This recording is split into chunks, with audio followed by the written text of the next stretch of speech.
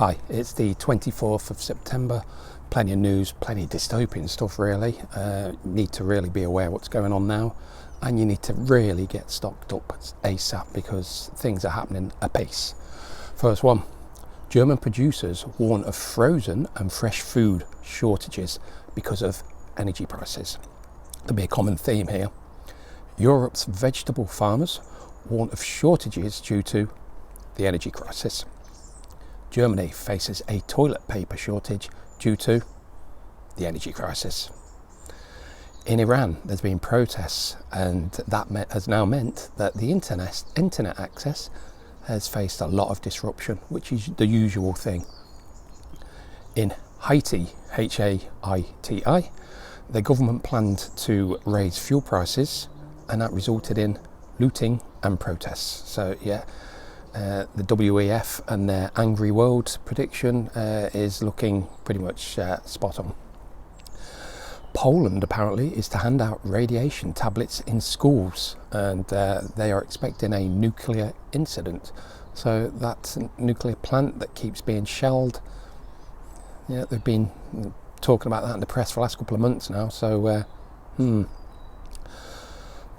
BP refinery has had a fire in Ohio. So it seems like I'm talking about these every week, and that leads me on to, in Argentina, in the southwest of the country, there's been a refinery fire, and there's been a few people that have died in that, so rest in peace.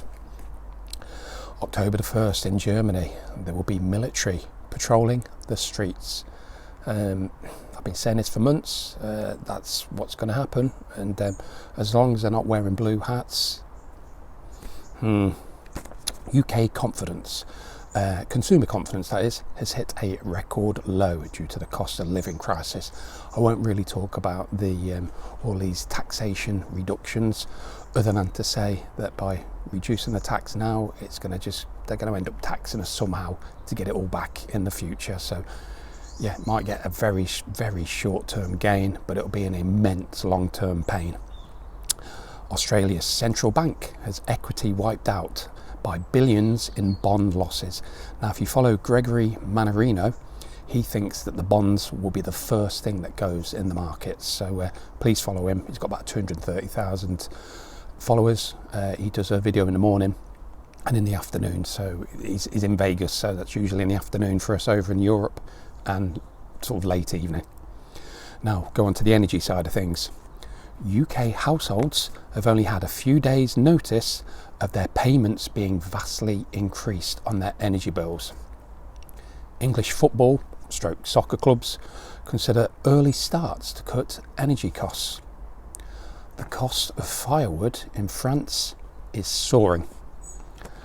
The government in the UK promises to make it simpler to build wind farms, specifically in England.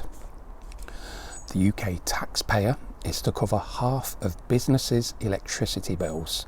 So yeah, we're going to get taxed and taxed again. And there's an invisible 7 billion tax that is called the insurance premium tax in the UK, and it costs UK households twice as much as inheritance tax. Now, we've got 5 dystopian ones here, some real scary things for the future. California legalizes composting human remains from 2027. Soylent and Green. Denmark's new digital ID could keep some Danish people out of online stores. Basically, if you don't get the mark, you won't be able to participate. And that's all I'll say on that.